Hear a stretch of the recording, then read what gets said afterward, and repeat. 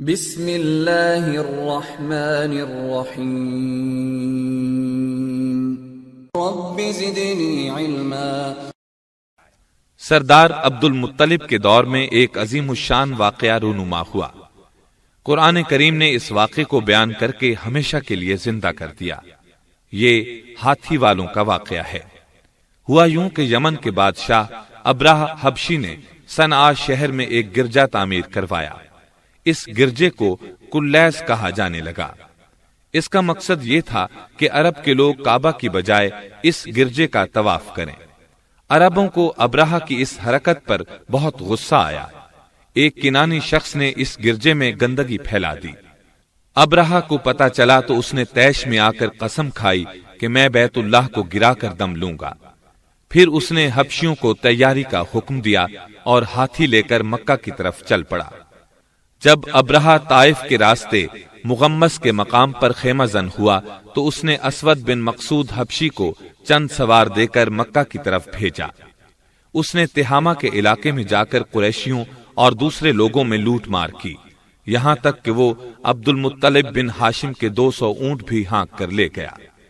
عبد المطلب بن ہاشم ان دنوں قریش مکہ کے بڑے اور سردار تھے۔ پہلے تو قریش، کنانہ اور حذیل کے قبائل نے اس کا مقابلہ کرنے کی ٹھانی، مگر جلد ہی انہیں پتہ چل گیا کہ وہ اس کا مقابلہ نہیں کر سکتے، اس لیے وہ خاموش ہو گئے۔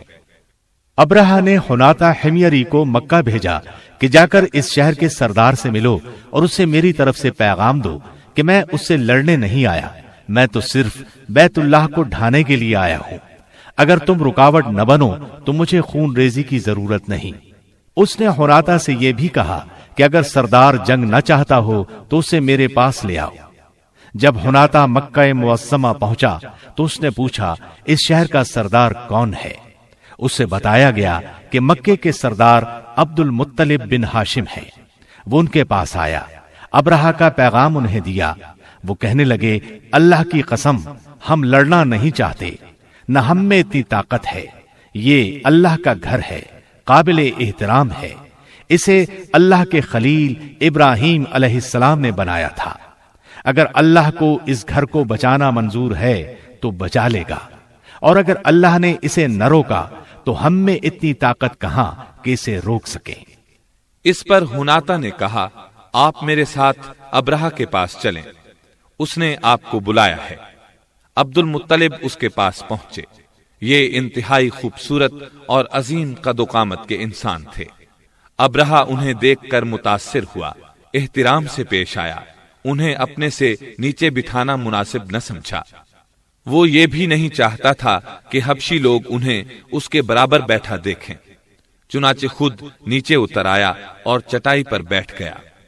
انہیں اپنے ساتھ بٹھا لیا، پھر اپنے ترجمان سے بولا ان سے پوچھو کیسے آئے ہیں۔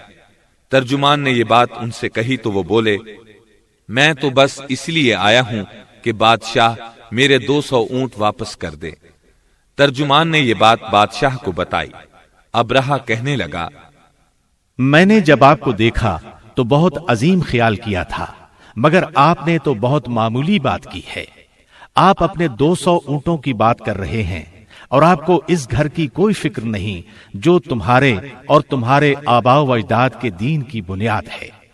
یہ سن کر عبد المطلب بولے میں اپنے اونٹوں کا مالک ہوں، اس گھر کا بھی ایک مالک ہے، وہ خود اس کی حفاظت کر لے گا۔ یہ سن کر ابرہہ نے کہا وہ اس کو نہیں بچا سکے گا۔ عبد المطلب نے کہا آپ جانیں اور وہ جانیں۔ ابرہہ نے ان کے اونٹ واپس کر دیے۔ عبد المطلب قریش کے پاس واپس گئے اور انہیں مکہ خالی کرنے کا حکم دیا تاکہ سب لوگ پہاڑوں کی چوٹیوں پر چلے جائیں اور ابرہہ کے لشکر سے محفوظ رہیں۔ پھر سردار عبد المطلب اٹھے، کعبے کے دروازے کا کنڈا پکڑا اور اللہ سے دعائیں کرنے لگے۔ ان کے ساتھ کچھ اور قریشی بھی دعائیں کر رہے تھے۔ سردار عبد المطلب نے اس وقت یہ دعا کی اے اللہ، ہر آدمی اپنے گھر کی حفاظت کرتا ہے، تو بھی اپنے گھر کی حفاظت فرما۔ کل ان کی صلیب اور سازش تیری تدبیر پر غالب نہ آئے۔ دوسرے دن صبح ہی ابرہہ نے مکہ مکرمہ میں داخل ہونے کی تیاری شروع کر دی۔ اپنا ہاتھی تیار کرایا اور لشکر ترتیب دیا۔ اس کے ہاتھی کا نام محمود تھا۔ جب ہاتھی کو مکے کی طرف چلایا گیا تو وہ بیٹھ گیا، اس نے ایک قدم بھی نہ اٹھایا۔ انہوں نے اسے مارا اور بڑی کوشش کی کہ وہ اٹھ کھڑا ہو، لیکن وہ ٹس سے مس نہ ہوا۔ اور جب انہوں نے اسے یمن کی طرف چلایا تو وہ بھاگنے لگا، شام کی طرف چلاتے تب بھی بھاگتا، مشرق کی طرف چلاتے تب بھی بھاگتا، لیکن جب اسے مکہ کی طرف چلاتے تو بیٹھ جاتا۔ پھر اللہ تعالیٰ نے سمندر کی طرف سے پرندے بھیجے۔ ہر پرندے کے منہ اور پنجوں میں 3 پتھر تھے جو چنے اور مسور کے دانے کے برابر تھے۔ وہ کنکر جسے بھی لگ جاتا وہ مر جاتا تھا۔ باقی ماندہ لوگ بھاگے، کوئی راستوں میں گر کر مرا، کوئی پانی کے گھاٹوں میں ڈوب مرا۔ ابرہا کو بھی پتھر لگے، اس کے درباری اسے یمن لے چلے۔ راستے میں اس کی انگلیوں کے پورے ایک ایک کر کے گرتے چلے جاتے تھے۔